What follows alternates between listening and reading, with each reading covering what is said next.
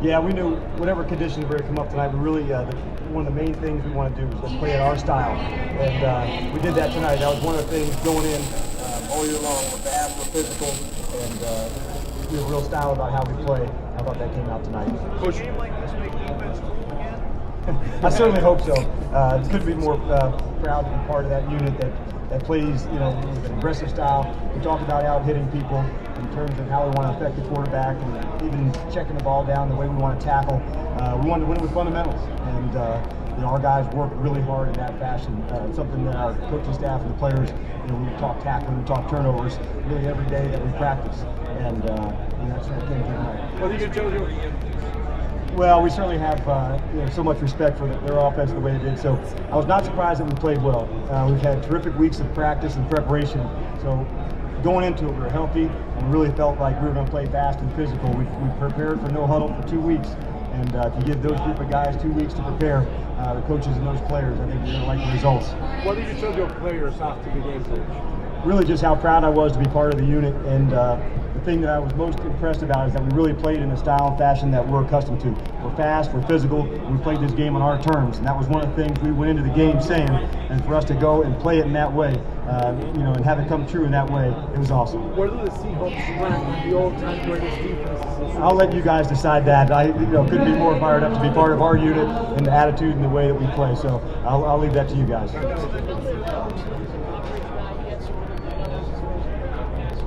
Coach Carroll has been he's been huge for my career. I think just how to feature the players, and let's find what a player can do well, and let's accent that. And that would be one of the many things that he's taught me. What did that first front? Did you anticipate it would be that one-sided? It looked like it was dominating their offense. I don't know about that, but I certainly know our guys know how to rush, and that was one of the things we knew when you face a quarterback like him, you better be able to affect him. We didn't talk about sacks or hits. We talked about can we get him off the spot. And we knew in certain coverages there was going to be times when he got the ball out and under 2.2, 2.3, which is hard for a rusher. We know sometimes it can be, if it's at 2.6 or 2.7, that's when you can get the hit. So we knew they'd have to deal with us, in terms of, I was fired up for Quinn and what he was able to do, and Cliff and Michael have been doing that for a while.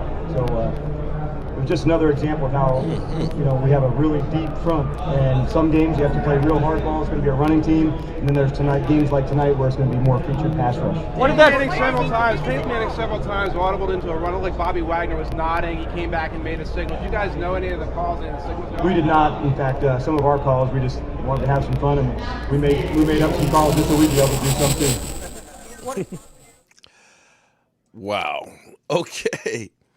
Well, hello, friends. Mark Holmes here with my buddy Cowboy Joe Boo, as well as Joe Bear in the house. And as always, I want to thank you guys for watching, commenting, subscribing, and being part of the Joe Boo Sports Report. Without you guys, this literally, and I mean literally, does not work. So let's get open for business here, and let's wake up the football guys. It worked. Oh, man. I've been working on changing the set around a little bit, trying to make it so we clear out a little bit. Does it look a little clearer here? I know we got a lot of stuff hanging in the locker, but I got a lot of stuff that I use. I got my sweatshirt right here from Miss Jackie and Miss Anita. I wear out there in the cold and stuff at night. I got to have my Dak jerseys. Look, I got not just one, but two from you great fans and stuff. So I need stuff. I need my locker room here, okay? I need it, okay? The mic level's a little low. So mic check, 1 2 1 2. Is that better? Is that better? Okay. Get rid of, Omar. You know what? We not having haters up in here tonight. If you want to go ahead and hate on my quarterback, Dak Prescott, if you want to hate tonight, you know what? You know what you can do? You know what you can do, my man? You can. You're fired. You're fired. Whoa! You're fired. That's right. You haters tonight are fired up in here. Okay, don't mess with me tonight. Don't mess with me tonight, because I tell you what, it's amazing how some of you, I'm spitting fire right now. Okay, to understand, I'm spitting fire from that goddamn chip yesterday. Okay. Any of you guys that were here watching the live stream, man, I ate one of those Pacquiao or one of them hot ass, scorpion pepper chips yesterday that literally burned my intestines. Okay, so I'm still spitting fire. All right, so don't mess with me today. Don't mess with me. Now, you know what? I'm gonna tell you. I was taken back that the Cowboys fired Mike Nolan on Friday, and by Monday, we already made a decision on hiring a new coach. We heard they talked to Joe Went. We heard they talked to Jeffrey Simmons. They talked to Edwards, things. And we heard immediately that Dan Quinn was flying in for a second interview. And I was talking to my man DMV, DDMMV, bringing you, the best. Anyway, all right, sorry. I had a flashback of Run DMC. Forgive me. Big Wizzy, I need some jerk seasoning. I need some ones with extra peppers on. You see, I can take the heat. I need some really good jerk seasoning from you, Big Wizzy, because I know you can hook a brother up. I need that. But anyway, back to the fire in the hole. I'm sorry. Back to the coach hire. Cowboy fans, it don't matter what you do. It don't matter. We always gonna bitch. Trash ass coach, man. Here we go with the Cowboys, man. Always hiring garbage, man. They won't do shit. Man, this is whack. This is terrible. Blah, blah. It's like, goddamn. Okay, so tell me, who's the guy? Who's the guy that you're going to hire? Okay? Because I'm sick and tired of people just saying, that's the wrong thing to do. Well, tell me what the right damn thing to do, okay? Tell me what the right thing is to do. Because all I hear is negative shit. I hate living in the negative. If bad shit's going to happen, it's going to happen, and I'm going to deal with it then. And in the meantime, I'm not going to be going through here, oh, my God, man, Dan Quinn might not be the right guy. He might be worse than Mike Nolan. Cowboys. I'm not going to sit here and waste the next 9 months worrying about some shit that's just going to kill me. I'm going to at least look for the positive, and that's what I do. I see Lola. What's up, Lola? How you doing? I know I missed some more of the ladies. Sweet Jones, are you a lady? All right, help a brother out. Let me know what ladies I missed, because I'm getting on a roll here. Okay, so here's what I heard. Did you hear the intro? This was an interview after the Super Bowl, and I was talking to my man DMV, and he was like, first we were tweeting. We were looking at one of his tweets, and we were talking about it, and he's like, here it is, the Cowboys doing the same thing. They do a couple of bullshit interviews, they get laser focused on one guy, and they just go for him and everything and bring him in. It's like, yeah, well, that may be true. And he was going on, well, we should have looked at Marvin Lewis. We should have looked at, and I'm not saying that we shouldn't have looked at some other guys. I'm not saying that. And I got a lot of fans that are going through here that are sending me too much cussing. Oh, I'm sorry. Donovan, I'm sorry. I'll try and chill it out with it, man. I'm sorry, but some of these Dak haters and stuff get on my nerves. I wasn't really sold on it. I said, let me wait and see.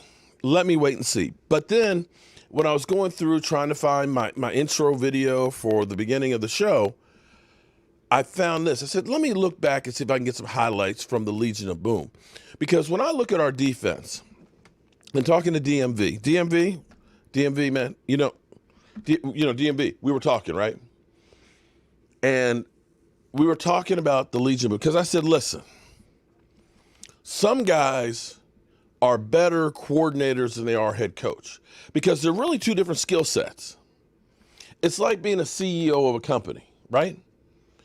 Generally speaking, if you took the CEO of a company, okay, let's say it's a meat packing company, okay, how to make sausage. The CEO don't know how to make the sausage. If you say go work the line, he gonna be like, what? You gonna have fingers in the sausage. He gonna get his fingers cut off, and it's gonna be in the sausage, because he doesn't know anything. But that's not his job. His job is to have the vision and put people in place to succeed, as opposed to being the guy who knows how to make the sausage. That's why sometimes you see great coordinators that get hired as head coaches and they fail. And see, that's me. I am a carpenter. I am a guy who will figure shit out on how to do it. I'm hands-on. Nothing I hate worse than when I was working and had to be in charge of all these other people and have to watch. It's not what I do. I have a certain set of skills. I have a certain set of skills that works best for me, okay? And I don't know. I mean, because people will say, well, you know what? He sucked in the Super Bowl. Hello? When was the last time we even made it to a Super Bowl? Seriously? Are you telling me he got the Atlanta Falcons to a Super Bowl and then they sucked? And you're mad because they went to the Super Bowl and they sucked? How about we suck in 8-8 games where winning getting to the playoffs? We sucked then. I'd be happy if we were lucky enough to go to a Super Bowl and then suck. That would be a marked improvement from where we are. Seriously. Okay. But here's the thing for me. I was, listening to John, and I was saying, listen, at least the thing I'm happy about is at least the Dallas Cowboys decided we're going to do something sooner than later because the clock is ticking for next year. We're already working on next season. We can't wait till another team finishes playing. If you got a team that's in the Super Bowl, you're talking about doing interviews first week in February. By the end of February, you need to know who you're keeping as far as your free agents, right? You got to start figuring out who we're going to try and get to fit this defense. At least we got time now to start figuring out what kind of defense we're going to be. 4-3. But what just sold me literally 45 minutes ago was watching that video. Listening to what Dan Quinn said, it was literally the cure for the end of our woes, our ups, our downs, our highs, and our lows. He literally said, let me get some of the things in here that I wrote down while he was saying it. He said, play our style of football, okay? Fast and physical. Say what? Did he say fast and physical?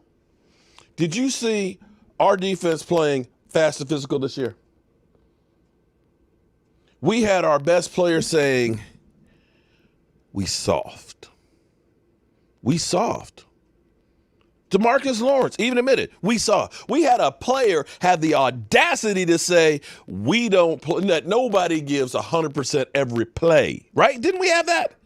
Didn't we have that from a player? We soft. He also said in there, out hitting and affecting the quarterback. Oh, shit. We talk tackling. Oh, my God. We talk tackling. We talk turnovers. Oh. Are you making defense cool again? Yeah, it needs to be cool again. Did you hear those? Do I need to? Let me replay this. I want you to listen to it again. Listen to the things that he says, okay? I want you to listen to the things that he says, because all the things that he says in there, tackling, we have some, you've heard me tell I've literally gotten red in the face like I ate that damn chip again. Literally, I have gone red in the face because the tackling is freaking atrocious. I'm like, are you in Little League? He talks about fundamentals. How many times did I say, whoever we hire, we need to have somebody who understands that you got to tackle somebody and you got to get the ball. And all that stuff is intertwined. When one guy is engaging, the next guy comes in there and knocks the damn ball out. That's what you do. That's what you do. That's how you start winning games. And when you get physical with somebody, when you go out there and punch them in the mouth, they're going to turn the ball over. They're not going to want to play. They get tired. They want to go home.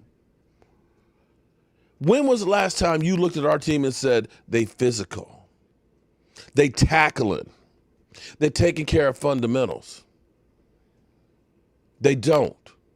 Listen again.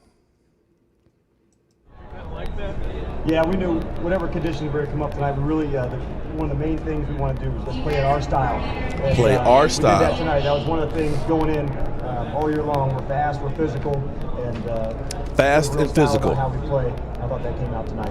Coach, I certainly hope so. Couldn't be more proud to be part of that unit that plays, with an aggressive style. We talked about out-hitting people.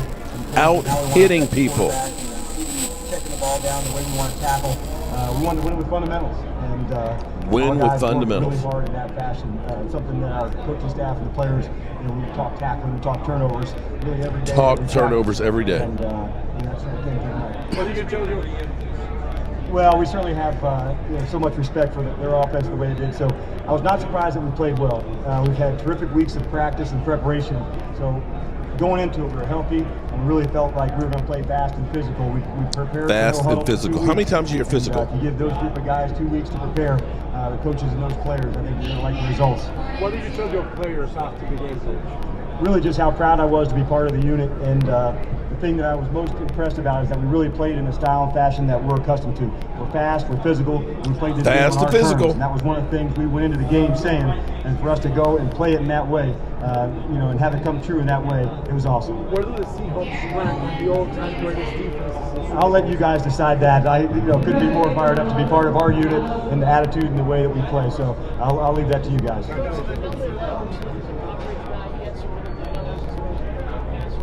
Coach Carroll has been he's been huge for my career. Lola. I think just how to feature the players, and let's find what a player can do well, and let's accent that. And Find what a player can do well and What did that accentuate first it. front? Did you anticipate it would be that one-sided? It looked like it was dominating their offense. I don't know about that, but I certainly know our guys know how to rush, and that was one of the things we knew when you face a quarterback like him, you better be able to affect him. We didn't talk about sacks or hits. We talked about can we get him off the spot. And we knew in certain coverages there was going to be times when he got the ball out and under 2.2, 2.3, which is hard for a rusher. We know sometimes it can be, if it's at 2.6 or 2.7, that's when you can get the hit. So we knew they'd have to deal with us, in terms of, I was fired up for Quinn and what he was able to do, and Cliff and Michael have been doing that for a while. So it was just another example of how, we have a really deep front, and some games you have to play real hard ball. It's going to be a running team, and then there's games like tonight where it's going to be more featured pass rush. What did that Peyton Manning several times audibled into a run like Bobby Wagner was nodding. He came back and made a signal. Do you guys know any of the calls and the signals? We did not. In fact, some of our calls, we just wanted to have some fun, and we made up some calls just so we'd be able to do some too. All right. So, now, okay. Again, talk is cheap. Actions are real. But did you hear how many times he said fast and physical? Fast and physical. Now again, okay, I know what you guys are doing. Everybody, that's back when he was in Seattle. And again, let me at least give the man the benefit of the doubt. It's different being a defensive coordinator. Now, granted, he had help getting the players and everything else on there. But it's different being the defensive coordinator than it is being the head coach. And we're talking about Atlanta that didn't exactly have the best of players on the defense. I'm not saying that, this is going to be the 85 Bears. I don't know. But they ain't got to be the 85 Bears. They just got to be the 2020 Dallas Cowboys. And I think, just like my man DMV said in there, you're going to see an overhaul players. You're going to see some different ones. And see, this, at least for me, sorry, I need to change cameras here. For me, it's good that they got this done now. Let's get this guy, whoever we're going to hire, let's find out what it's going to be. If you're going to mess up, I'm sorry, I almost cussed. If you're going to mess up at full speed, okay?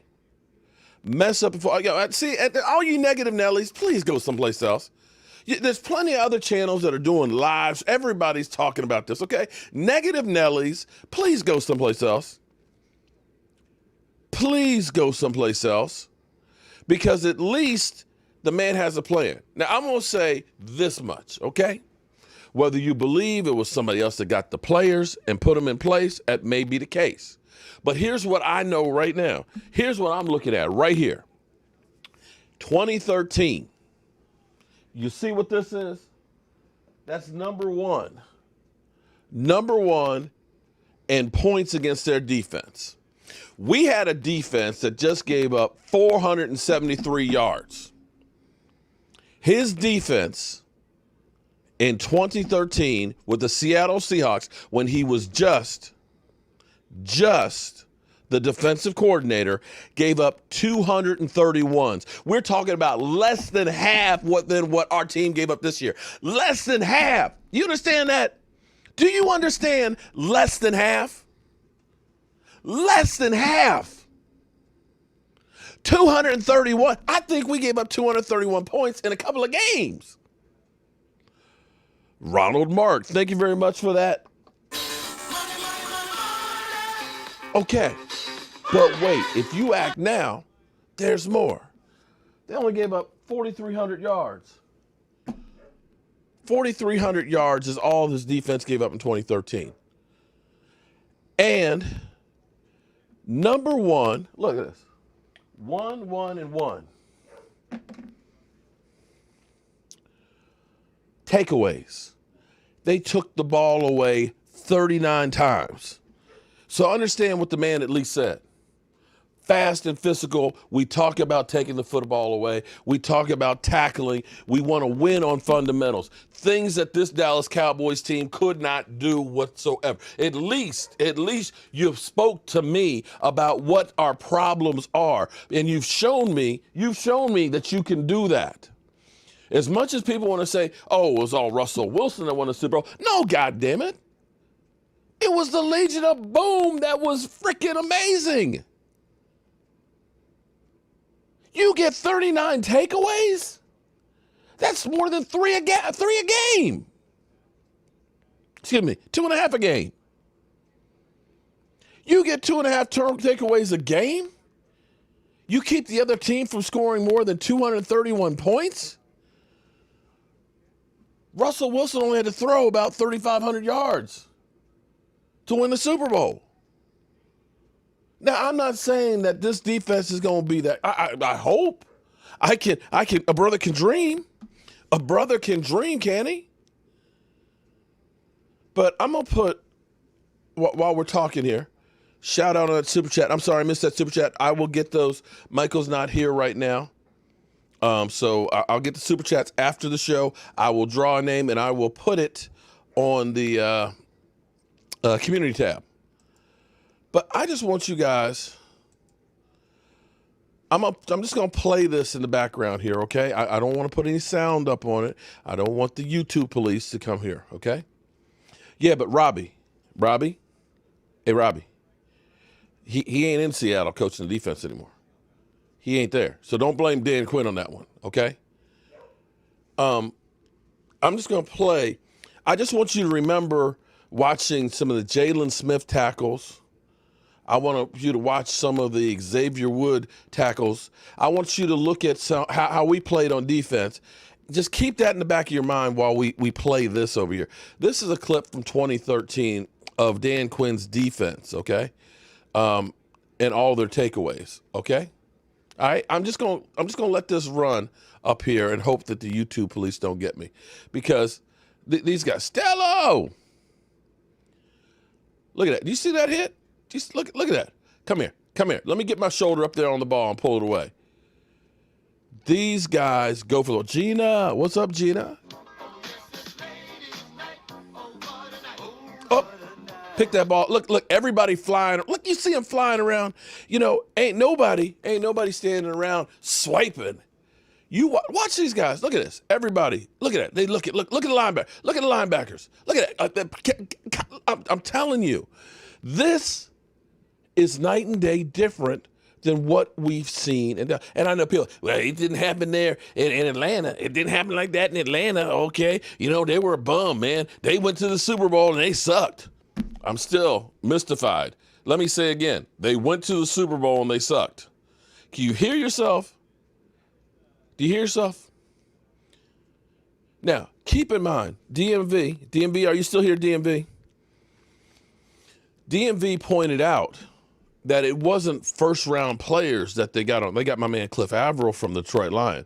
If we could have been above average, we would have won 10. Thank you, Big Foreign. That's what I'm saying. You see these guys? Do you see these guys up here? Do you see this? And you're 100% right. If we were just above average, we would have won 10 games.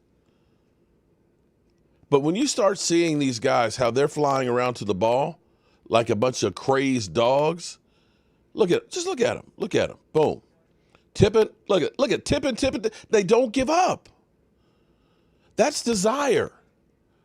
Do you remember seeing our guys having any desires? Okay, again, Donald, we talking about the Atlanta Falcons. Now, let me at least point out this much too.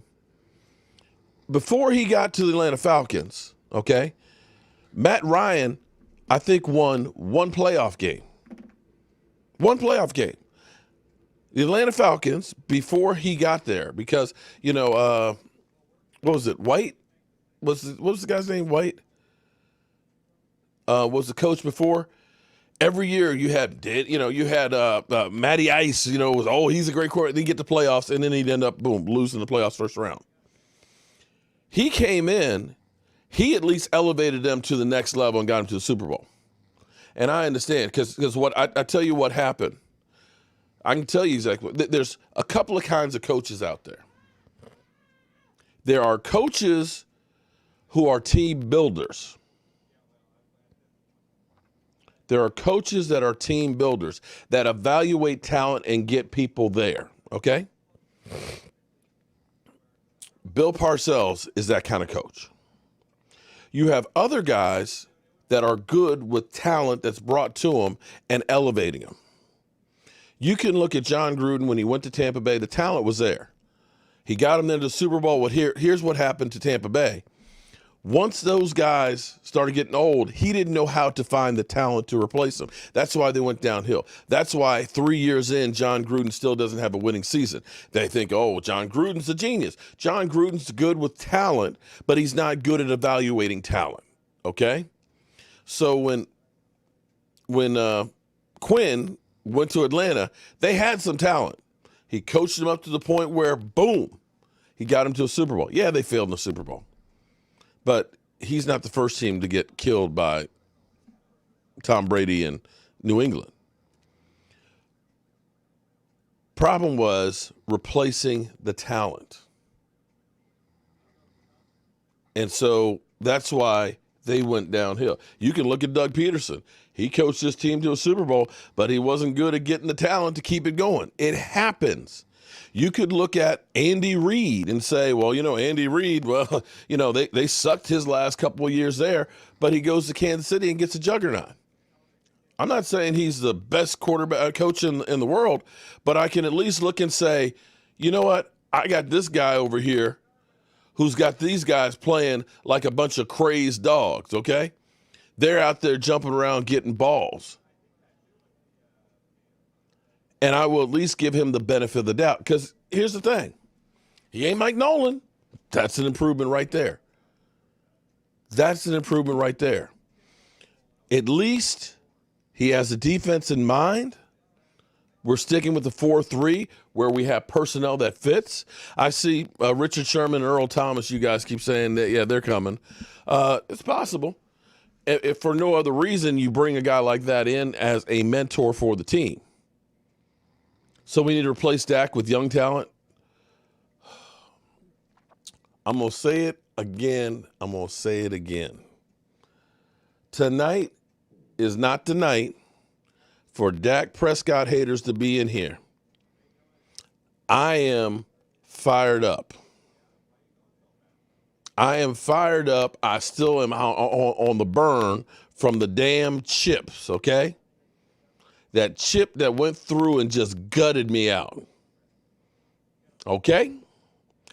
Any of you jackasses that want to act up, I feel free to try me tonight. Feel free to try me. Because I know about you guys. Because, I say, why are you guys here? Why are you here if you don't like what I'm talking? Because I know what the answer is. Junior. You're out! Don't you do it! Don't you! I got nowhere else to go! I got nowhere else to go! That's it, isn't it?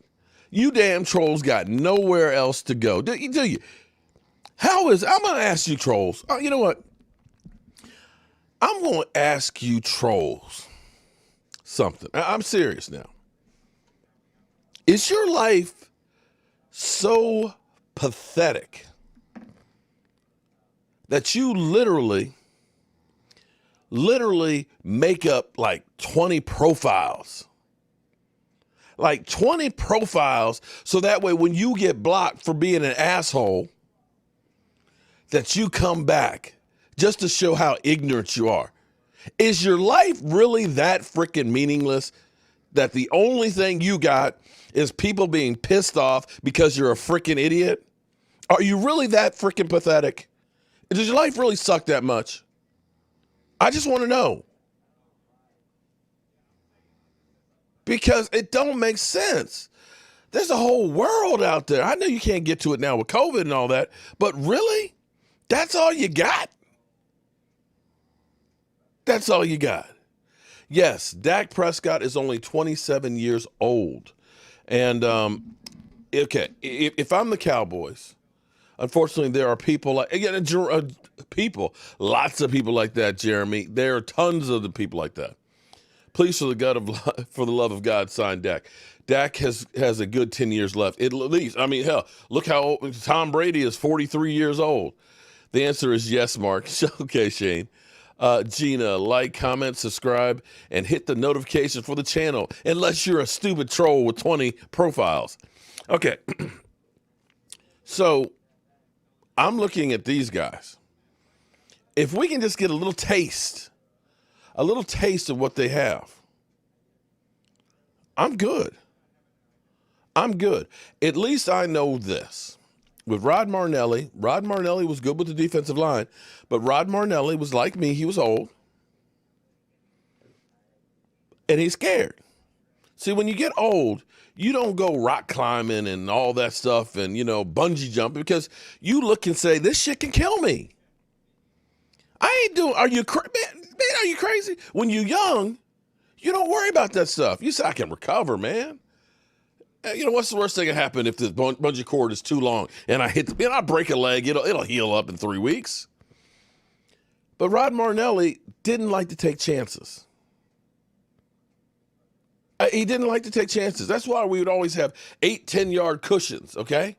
We making sure that nothing's getting behind us, okay? Because he's not taking chances. But you see what these guys do? They're going to challenge you. They're going to hit the wide receivers in the nose. They're going to punch them in the mouth when they come off the line. They're going to knock them off the block. All right? They're going to make it difficult for them. And one thing that they did, we think about the Legion of Boom, Todd Wilson. Okay, I'm gonna get a Wilson volleyball, and I'm gonna cut my hand and I'm gonna put blood on it just for you, Wilson. They're going to be aggressive. Now, here's the thing. They didn't have exactly a Reggie White on the defensive line. They didn't have super big name guys. What they had was a rotation of great defensive linemen that were in there, that they constantly kept recharging in, okay? They kept coming at you like a bunch of dogs. They put pressure on you. They blitzed. I'm okay that the Cowboys, in fact, I'm ecstatic that the Cowboys got this done now, because now you start figuring out who the assistants are. And we can start teaching these guys, because we need to be taught. Our players don't understand how to tackle. Our players don't understand locating the ball carrier. Our guys don't understand angles of pursuit. Our guys do not understand lane integrity, that when you've got a spot, your ass better be in that spot or else the play will fail. This guy at least understands that, okay? And the fact that we got this done now before the end of the season makes me happy, because the evaluation of talent needs to start now. Kenneth Easley, DeMarcus Ware, and Sean Lee as defensive coaches. I'm dreaming, you know what? Sean Lee most expediently. DeMarcus Ware, I would not mind having DeMarcus Ware helping those guys as well. I hope my man Charles' knees are better so he can come by there too and start putting a little grit on these guys. Because I hate to say this, but to me, in my mind, too many of our guys are soft, pampered, freaking athletes. They need to put in the work. They need to suffer. They need to get hungry. This bullshit of I'm a Dallas Cowboy, so all I got to do is show up. No. Look at these guys. You see these guys swiping or anything? No. You see these guys, look at them. Every play, they are there ready to make a play.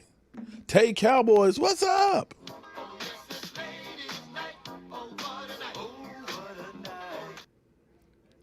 Does this at least get you excited?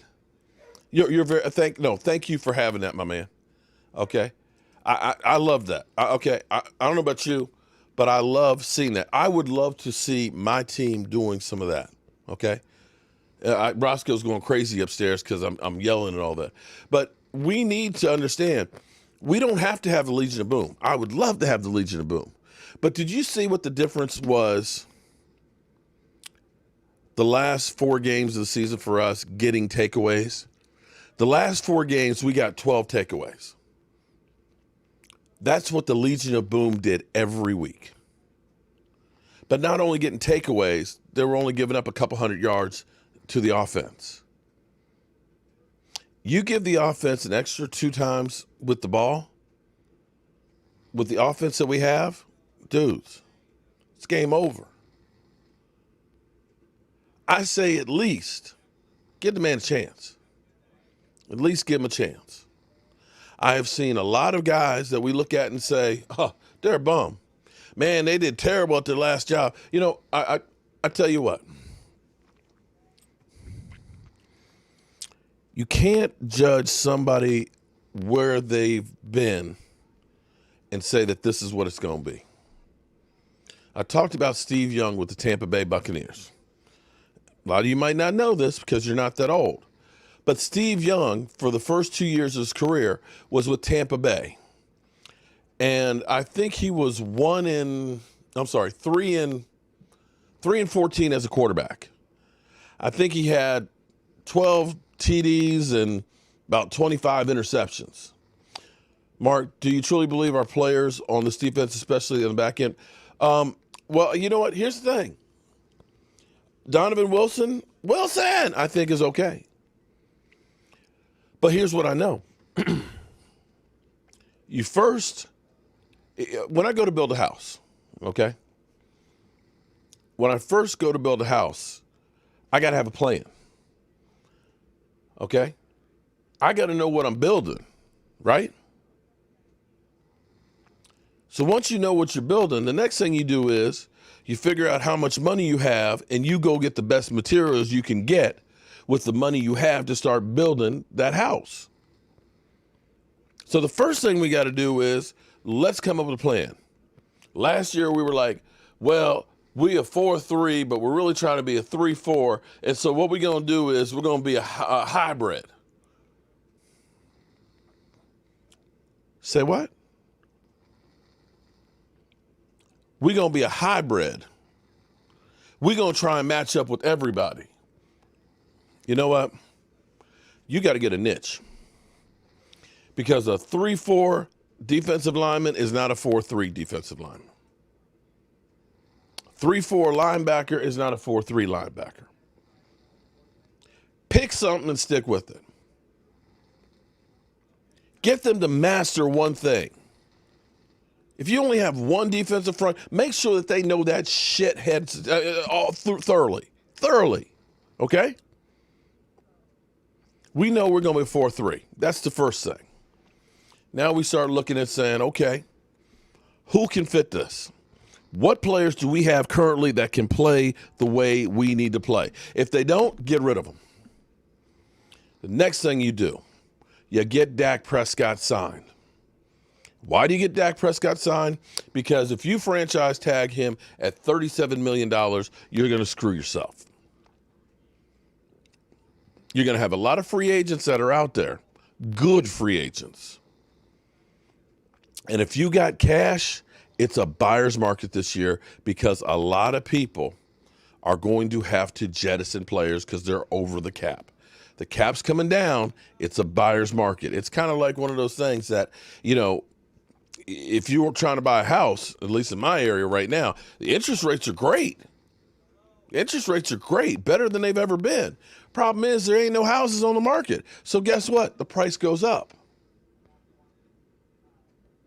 The price goes up. Now, when there's tons of houses on the market, guess what? You got lots of choices. The price goes down. Well, next year, the market's going to be flooded with free agents. The prices will go down on free agents because people won't have the money. The market will be depressed. If you get Dak Prescott's deal done and kick as much of that salary down the road, you've got money. You've got money to spend on free agents. You can start saying, okay, you know what? I need a lights out safety. There's, DMV. DMV, you should be here tonight, man. DMV, you should be here. But DMV would go through and tell you all the safeties are going to be free agents. You can go through and you can get your pick of getting a really good safety that's still young, doesn't have too many miles on it, that can play better than Xavier Woods. You can look at it and say, okay, instead of a Dontari Poe, a guy in his 30s, you might be able to find a nice defensive tackle, 26, 27, that you can add into that rotation. Because the key on that defense that Seattle had was they had a great rotation of guys. Michael Bennett and Cliff Averill and all those guys, that they could keep people in there fresh. And it wasn't that they were dropping and going to a Tyrone Crawford with bad hips, with granny hips. They were bringing in another guy who could be, a beast. You got a Tristan Hill. You got, a Callamore. You might get an Emerson Griffin. You start getting these guys mixed up in there. You got a Randy Gregory. I don't know if Aldon Smith comes back or not with this being a 4-3 as opposed to a 3-4. I don't know. But what I do know is we're going to figure this out. And from that standpoint, after you pick up a couple of free agents that are real free agents that can play, not just saying we signed some free agents to make the fans happy, some guys that were good 4 years ago or 5 years ago, you get some guys that are good right now. You get one or two guys that are impact players right now. Then you go to the draft. You get yourself a linebacker. You get yourself another cornerback. You get yourself another defensive lineman. You get yourself an offensive tackle. You got that schedule that's going to be easier next year. And this could be one of those times where you go from worst to first real quick. Earl Thomas is a safety we need, period. I don't know, after sitting out another year, getting older, I kick the can. I'll kick the can on that one. I'll take a look. Kick the tires. I'll kick the tires, but he ain't nothing guaranteed. And it would have to be an incentive-laden contract. But you do know that you, of course, have familiarity with him as well as Richard Sherman. We got signed Dak. We got two signed Dak, or we got signed Dak. Dan Quinn, let's go get it. McCoy's one of those old dudes. McCoy, he is, but he's not as old. It's a different realm than, say, Dontari Poe. One, when I looked at the shape that Gerald McCoy came in, Gerald McCoy actually dropped about 15 pounds. Tiara, one of my other lovely ladies. And now I see Lola. I saw Lola.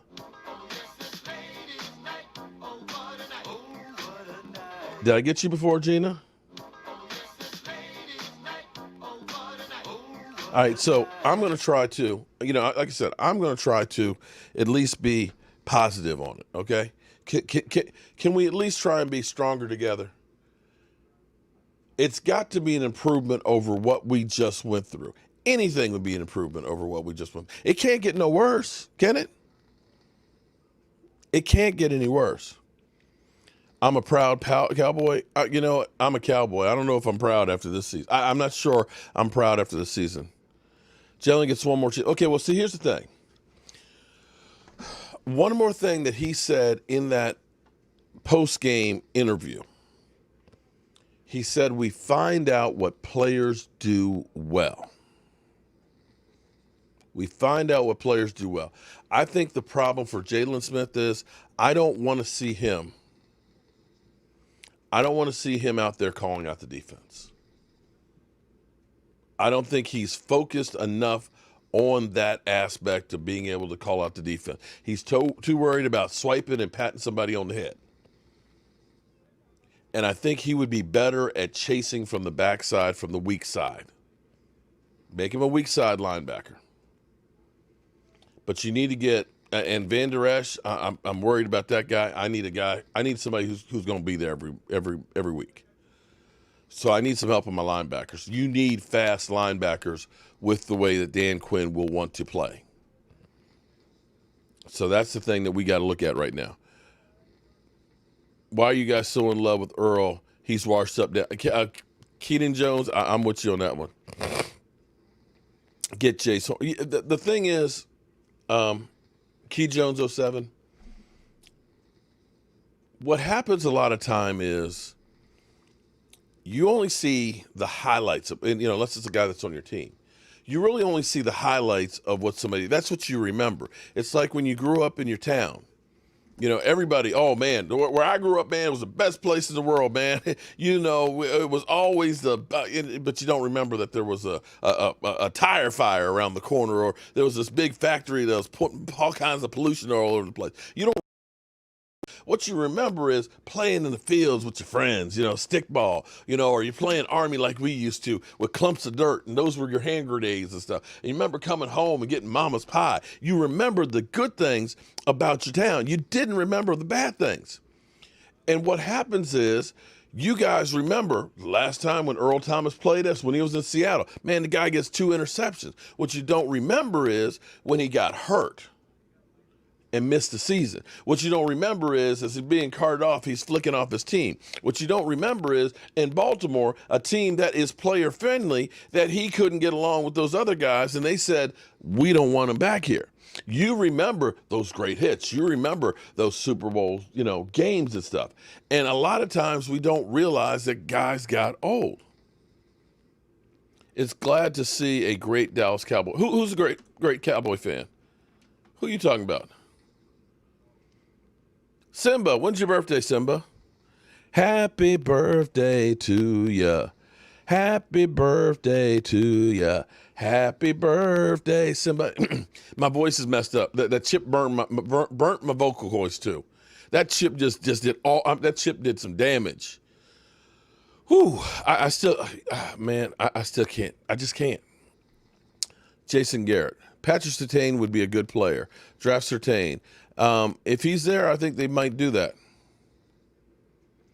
I have not heard anything on the Jason Garrett interview with the Chargers. Nothing at all. But if cans and nuts were butts were nuts, we'd all have a Merry Christmas. If Leighton Vander Esch can stay healthy, yeah, that would be great. But thus far, he hasn't been able to do that. Dan Quinn, I'm talking about Mark Holmes, of course. It's also actually Dan Quinn. Okay, Dan Quinn. All right, Dan. Well, Dan, welcome to the Dallas Cowboys. Mark Holmes missing me. Jason, damn. The clapper. Hey, Mark, what's going on? Douglas Carter. Well, the Cowboys hired a new defensive coordinator, and half the Dallas Cowboys are losing their minds, saying it's the worst thing that they've ever done. The Cowboys are just plain stupid, but ugly, and just atrocious. Other than that, everything else is great. Quinn loves to play press man coverage, 3 defense pressure with the front 4, and let the linebackers. Yeah, and Marcus B, and I'm excited about that. I love pressure on the quarterback. Feel like I might have a few cousins in the chat. Well, hey, Adrian, we all cousins. We all family up in here. Jason has an interview with the Eagles. Oh, wait. Okay, so we need to talk about do we have some Eagle fans up in here? Do we have some Eagle fans in here? In case you hadn't heard, Jeffrey Lurie had a meeting with his coach. And we have a clip from what happened after he said basically he's going to be elevating some of the people on his staff to be offensive coordinator, and that they still want to get rid of Carson Wentz. Well, Jeffrey Lurie basically had this for a response. You're fired. You're fired. You're fired. And after he said that, he said one of the reasons why you're being fired is you play to win the game. Hello? You play to win the game. You don't play to just play it. That's the great thing about sports. You play to win. And I don't care if you don't have any wins. You go play to win. When you start telling me it doesn't matter, then retire. Get out. Because it matters. That's exactly what he said. You play to win the game, and part of the thing is they look at it and say, dude, you're messing up this young quarterback.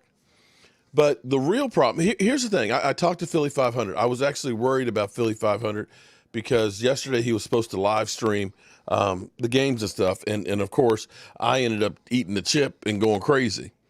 But Philly 500 put a video out and said that, that Doug might be getting fired and stuff. But he had 101 fever and he wasn't feeling real good. And I talked to him. It was crazy because when Doug Peterson got fired, I went ahead and was doing a live stream as I'm driving back home, okay? And I've got people coming through and they're like, how is it you're talking about Doug Peterson getting fired and there's nothing for Philly 500? I said, damn, you mean I'm scooping the Eagles YouTubers? And then I started thinking about Philly 500 being sick. So I called him and I didn't get an answer. I text messaged him. And then about 45 minutes later, I finally see a video up. And he said, yeah, he was asleep because he was not feeling good. And then he was in the shower and got this video up. And then I got him on the phone. I couldn't get him off. I literally, it's like, Philly, okay, I got my own problems, my own team. I don't want to hear all the problems from your team. But he was like, I don't understand why it is Howie Roseman still has a job. He's like, you understand that Howie Roseman has been there for now 4 coaches, that he's for some reason is untouchable? And he said, here, I tell you what, I'll tell you exactly what he said.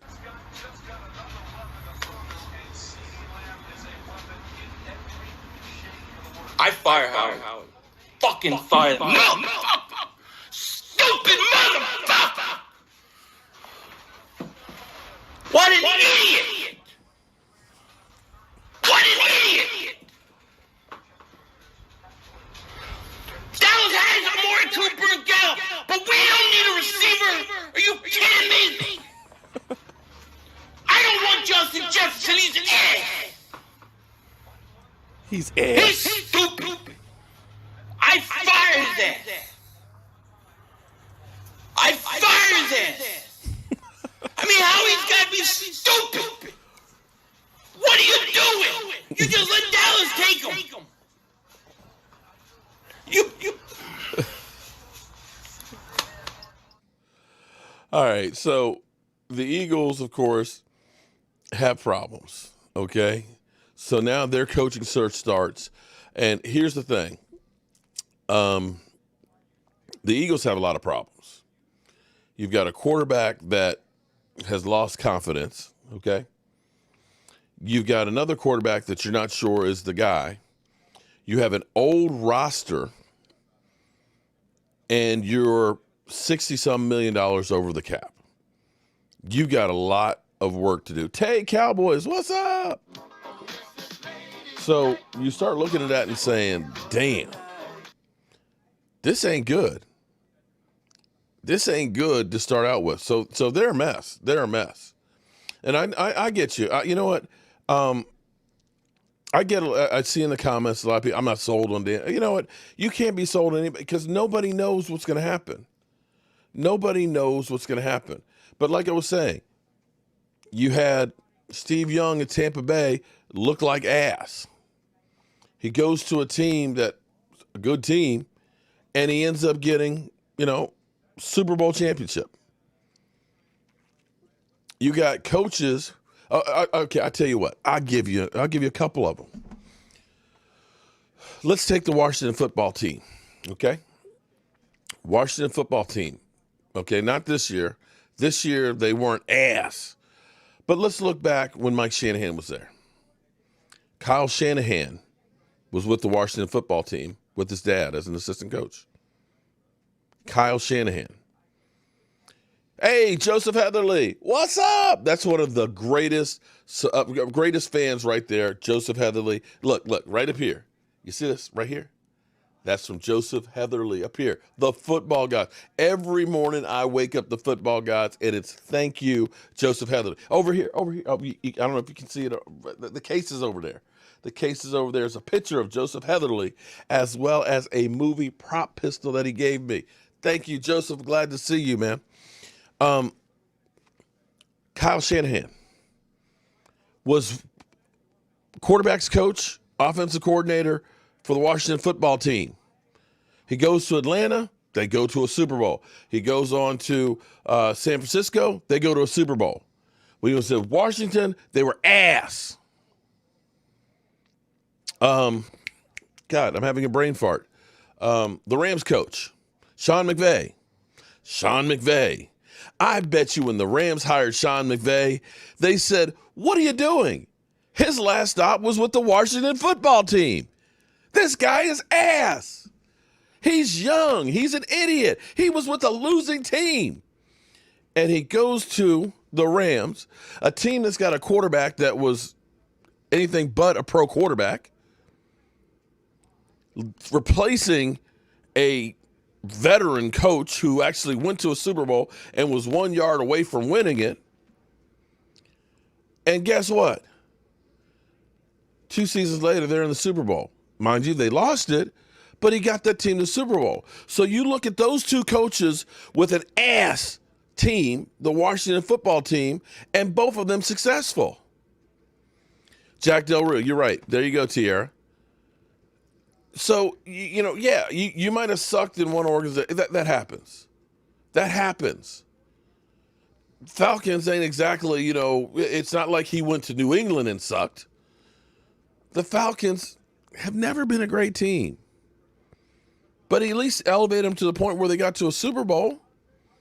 At least give the man a chance. This is what drives me crazy. Because you know what's funny?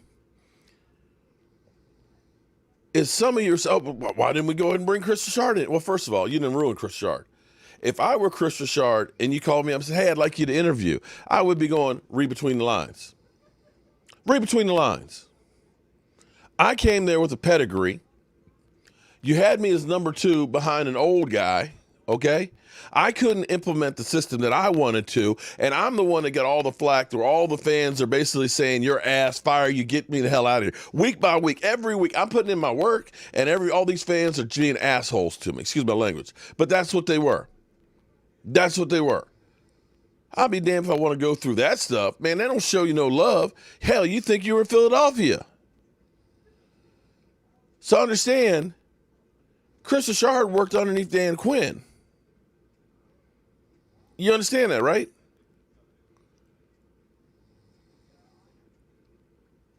I had a conversation, okay? Marvin Lewis with DMV. DMV was like, man, why didn't we at least look at Marvin Lewis? Marvin Lewis has had a great track record and stuff with defense. I said, hey, listen, I get it. Marvin Lewis is part of Baltimore. He did well with Cincinnati, a team that doesn't win.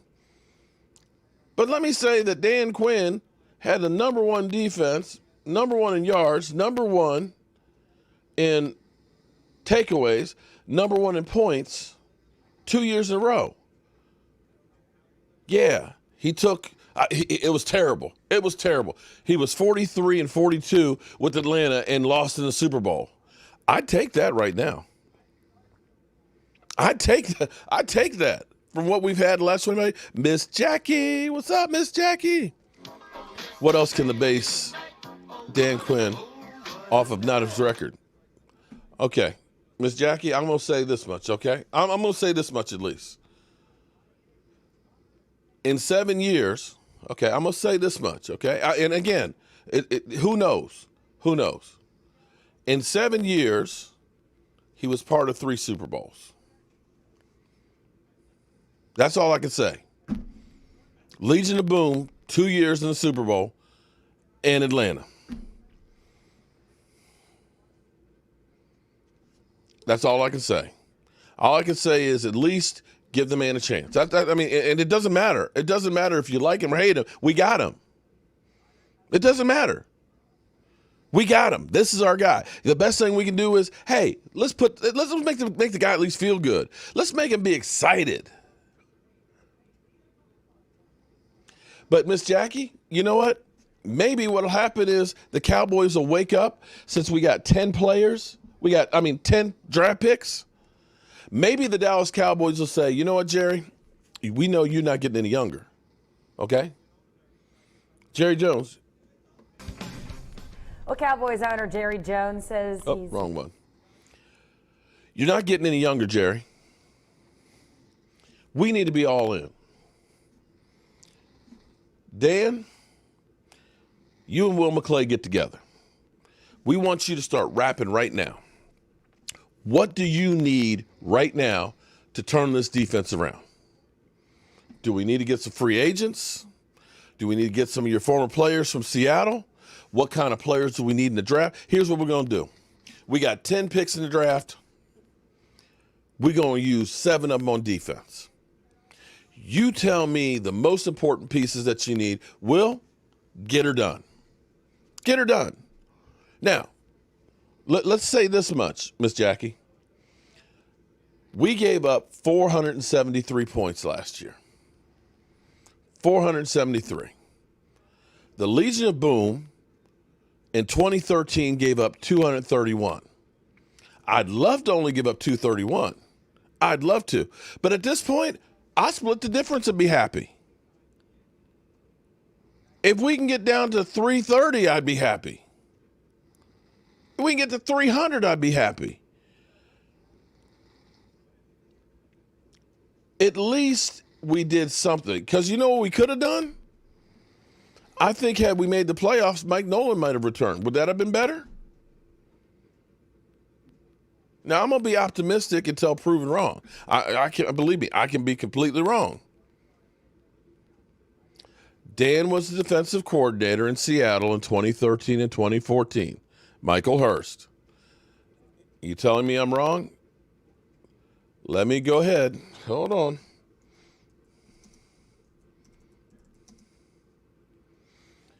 Let's go through.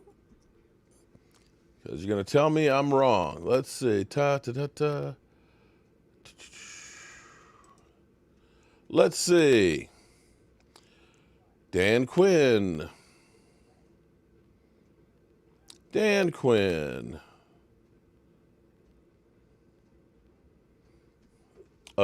Change cameras. Boom. I believe that says assistant head coach of defense right there, 2009, 2010 with Seattle Seahawks. And then when you go down to here, defensive coordinator, Seattle Seahawks, 2013, 2014. Defensive coordinator, 2013 and 2014 seasons. Can I say this again? Defensive coordinator, 2013, 2014. Assistant head coach defensive line coach, Seattle Seahawks, 2009, 2010. He's been there when they built the Legion of Boom. He's had experience as a defensive line coach. That's not Dan Quinn. Okay. All right. Looks like Dan Quinn right there to me, buddy. Looks like Dan Quinn to me. Boom. Dan Quinn. Are we just being a jackass, William Taylor? Is that what we're doing? When is the talk coming, Mark? Benjamin, we'll start doing some of those as soon as the season gets over, okay? It's been hard. It's been hard because I got a lot of stuff that's going on, and getting that set up's a little bit harder. But we'll start doing those here as we get into the meet and grits of the offseason. Dan Quinn will have something to prove because Dan Quinn, well, here's what Dan Quinn's going to want to do.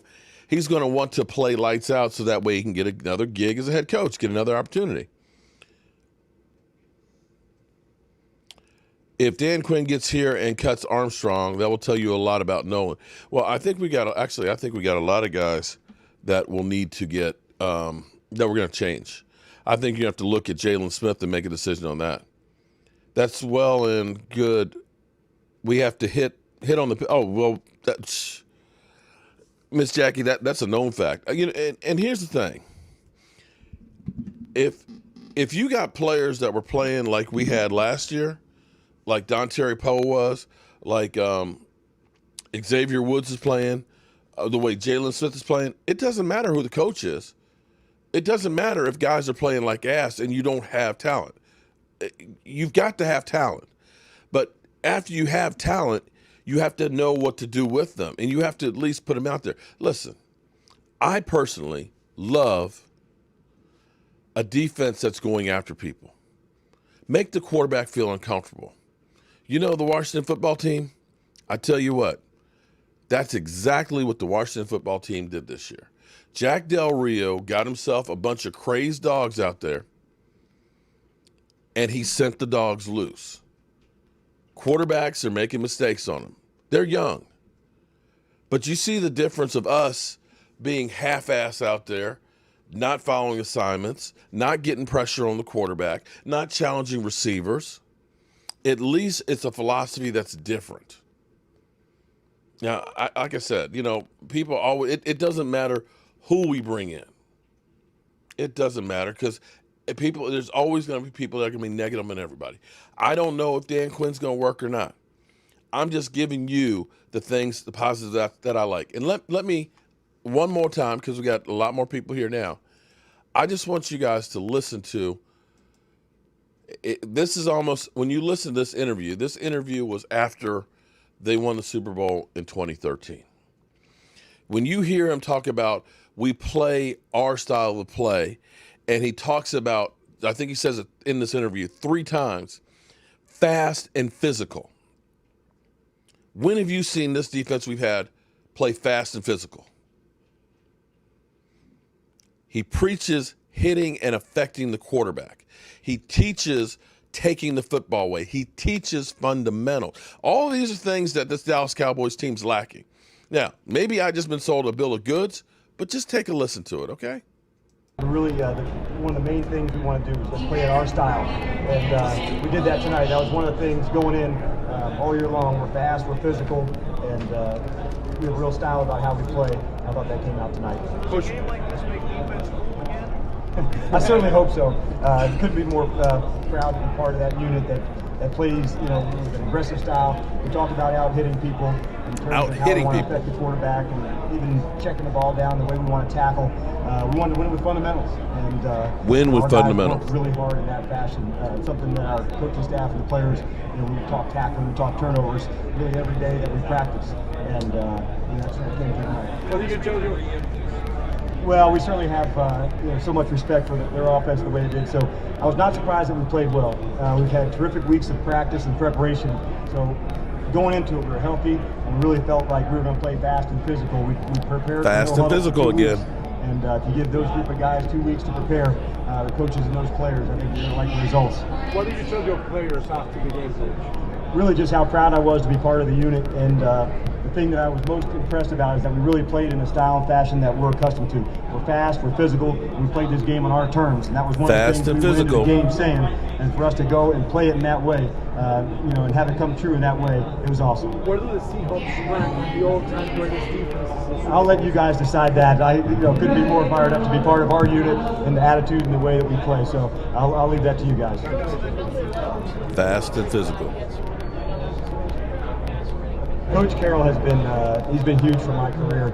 I think just how to feature the players, and let's find what a player can do well, and let's accent that. And that would be one of the many things that he's taught me. What did that first front? Did you anticipate it would be that one-sided? It looked like it was dominating their offense. I don't know about that, but I certainly know our guys know how to rush.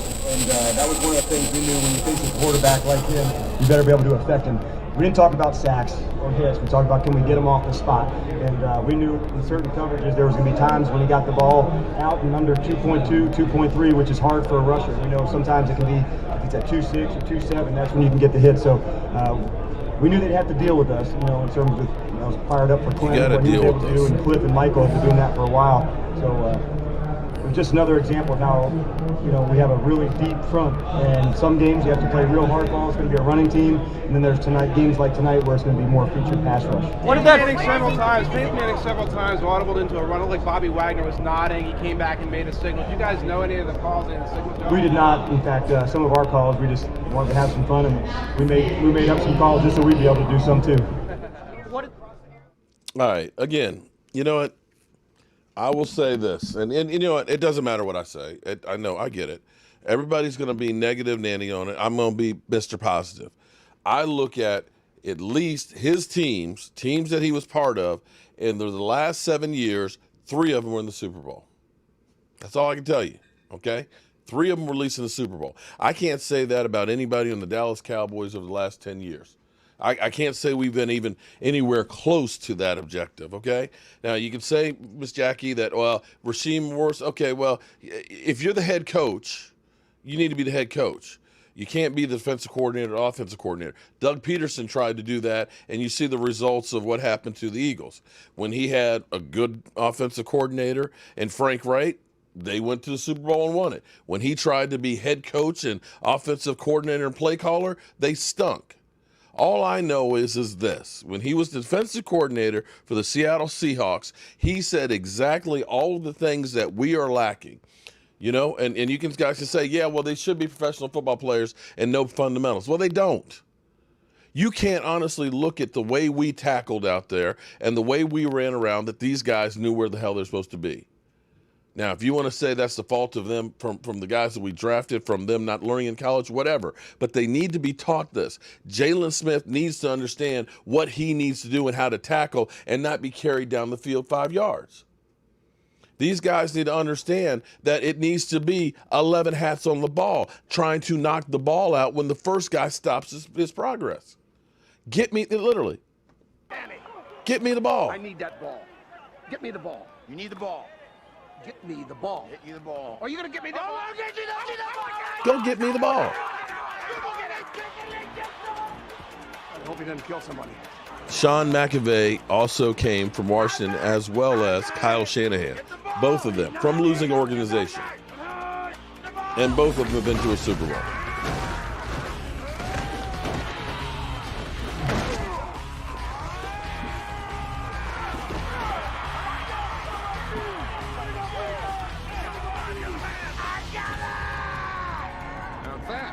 Get me the ball. I'm the man. You got me the ball. You got the ball.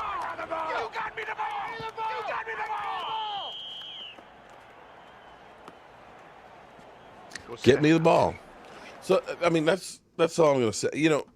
Like I said, we can be mad about it for the next 9 months till the season starts. That's fine. I'm not. I'm going to look at it and try and find the positive. Okay? So, with that being said, it's getting late.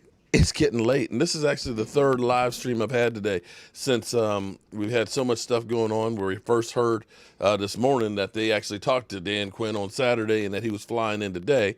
And then, of course, we heard that Peterson was fired, and then we heard that, boom, he was hired. So it's been I've been on here a lot, and I had this fire chip yesterday. That stuff is still, like, gurgling very much. No, but Miss Jackie, I value your opinion, but I'm just trying to say, it may end up blowing up in our face. It might be Mike Nolan number 2. It might be. All I can say is, as a defensive coordinator, he has had success. He's had success. He's got experience. At least we can go there from that. At least he's saying and preaching, or he was preaching with Seattle, things that this defense did not do.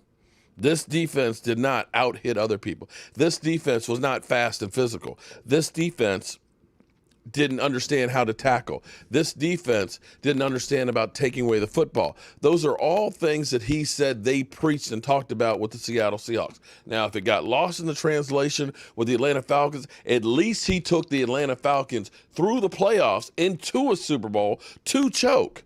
I would be happy if we had if Jason Garrett had gotten us to a Super Bowl and at least it blew up in our face. At least I could say, well, at least he got us to a Super Bowl, because we haven't gotten anywhere close. We have not sniffed anything close to getting to a Super Bowl. And at least this guy's been in 3 since 2014 or 13. That's 3. 2 with Seattle and 1 with the Atlanta Falcons. And how many times have we seen teams go to a Super Bowl and then go down the toilet? Take a look at what happened with Tampa Bay. Tampa Bay, literally, they went to the Super Bowl, won it, great defense, they went down the toilet. It happens. Andy Reid with the Eagles went to the Super Bowl, Donovan McNabb threw up, right? Team went down the toilet. He gets fired. He goes to Kansas City. Now he's got a juggernaut. It happens. Teams get old. They go down the toilet. They need to be rebuilt. And the thing about coaches, understand this too. Coaches get stale after 5 years. After 5 years, you need change for change's sake. You need a change of scenery. You need to refocus. You need to start over because the players tune you out.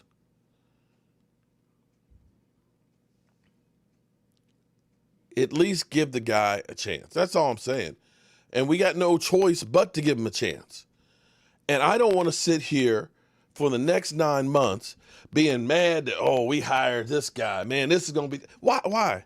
There's so much negative shit that we can talk about and deal with on a daily basis that I want to at least be hopeful. If it ends up being ass next year, worst defense in the NFL, then guess what? I'll say next year.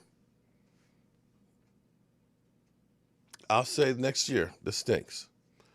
I'm going to also give a little bit to the fact that we lost so many players in a COVID year that we didn't have a chance to really practice.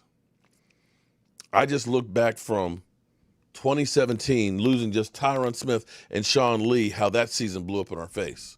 We lost a lot more this year while we were trying to change stuff. So, let's just try. Let's just try because now we actually have a coaching staff in place. David Wiley, thank you very much. At least we have a coaching staff in place. We'll get a plan and let's see how they work it. That's all we can do. So, with that being said, please get your shot glass ready so we can get up on out of here and I can get ready to carry my old ass to bed.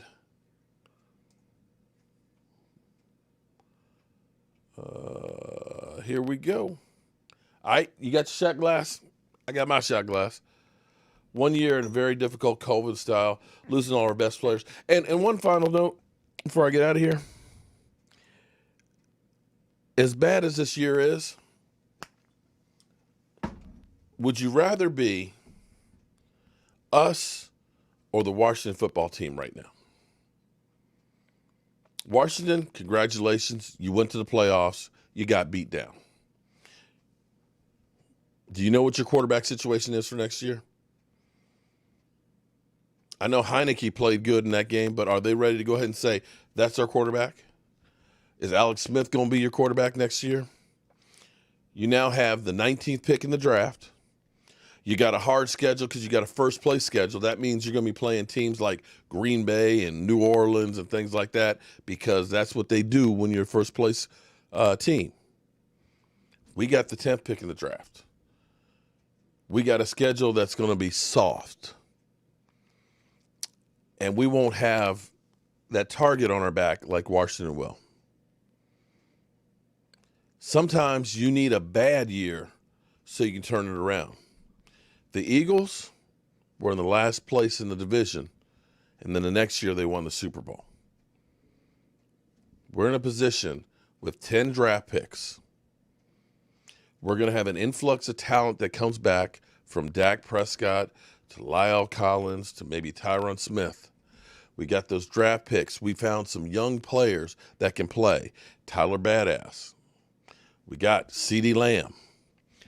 We got Gallimore. And we got Diggs last year. Those guys are going to be a year older with more experience. Give it some time. Next year, I promise, will be better. So get that shot glass ready.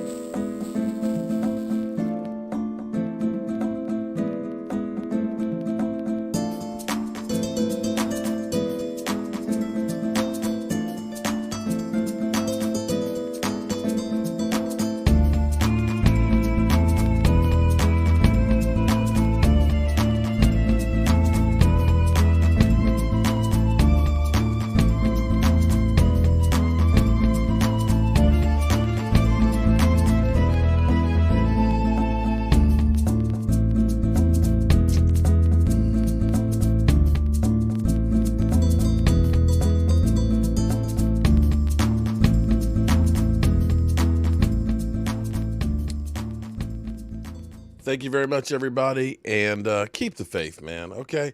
He's all we got. He's all we got. He's our coach. Let's try and at least support him. Let's not undercut him before we even have a chance, okay? You know, try